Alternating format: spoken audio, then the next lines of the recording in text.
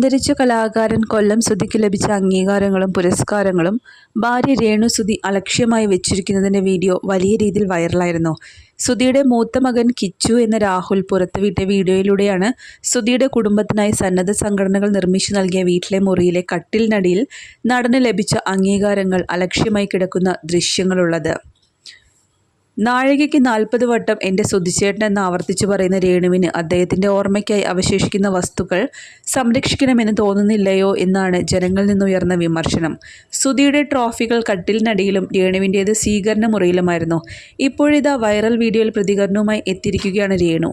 സൂക്ഷിക്കാൻ കഴിയാതെ ഉപേക്ഷിച്ചതല്ലെന്നും മകനെടുത്ത് കളിക്കാതിരിക്കാൻ മാറ്റിവെച്ചതാണെന്നുമാണ് രേണു ഇപ്പോൾ അഭിമുഖങ്ങളിൽ പറയുന്നത്. വീട്ടിലിപ്പോൾ ട്രോഫി വയ്ക്കാനുള്ള സംവിധാനങ്ങളൊന്നുമില്ലെന്നും ഷോക്കേസ് പോലുള്ളവ നിർമ്മിച്ച് അവിടെ സൂക്ഷിക്കാനാണ് തീരുമാനിച്ചിരിക്കുന്നതെന്നും രേണു പറയുന്നു. ഋതപ്പൻ കുഞ്ഞാണ്, അങ്ങനൊരു പ്രായമാണ് അവൻ്റേത്. അവൻ ചേട്ടൻ്റെ ട്രോഫി എടുത്ത് കളിക്കരുതല്ലോ, പാത്തിരുന്ന് കളിക്കും. അവൻ തടിയിൽ തീർത്തതല്ലേ, അവൻ അങ്ങോട്ടും ഇങ്ങോട്ടും എടുത്ത് ഒടിച്ചു കളഞ്ഞാൽ അത് നമുക്ക് പിന്നീട് ഒരിക്കലും ഉണ്ടാക്കാൻ പറ്റില്ല. അതുകൊണ്ട് അവാർഡുകൾ ഞാനെല്ലാം എടുത്ത് സൂക്ഷിച്ചു വെച്ചതാണ്. മുന്നോട്ടുള്ള ദിവസങ്ങളിൽ അവാർഡ് വെക്കാനുള്ള സാധനങ്ങളൊക്കെ സെറ്റാക്കണം.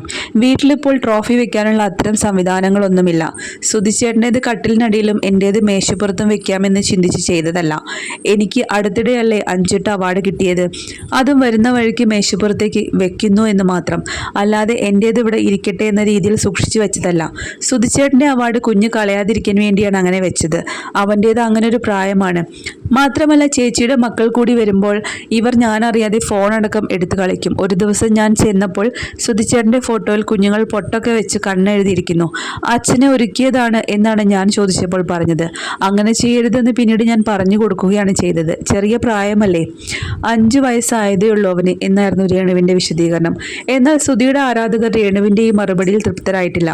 യാഥാർത്ഥ്യം പ്രേക്ഷകർ മനസ്സിലാക്കിയപ്പോൾ രേണു തടി തപ്പാൻ ശ്രമിക്കുകയാണെന്നാണ് പ്രതികരണ വീഡിയോയ്ക്ക് വന്ന കമൻറ്റുകൾ.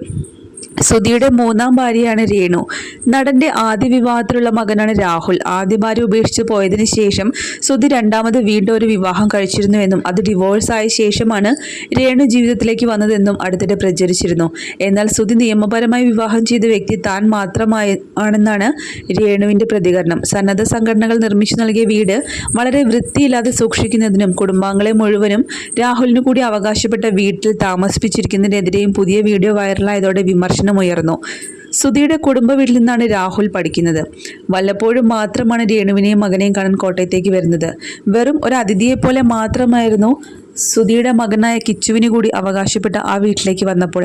ആരും കിച്ചുവിനെ ഒന്നും മൈൻഡ് പോലും ചെയ്തിട്ടില്ല എന്നൊക്കെയാണ് ഈ വീഡിയോയിൽ നിന്നും വ്യക്തമാക്കുന്നത്. രൂക്ഷ വിമർശനമാണ് രേണു സുധിക്കെതിരെ വരുന്നത്. എന്തിനാണ് രേണുവിൻ്റെ സഹോദരങ്ങളെല്ലാം കൂടി ആ വീട്ടിൽ താമസിക്കുന്നത് എന്നൊക്കെയുള്ള ചോദ്യങ്ങളും പ്രേക്ഷകരുടെ ഭാഗത്തു നിന്നും വരുന്നു.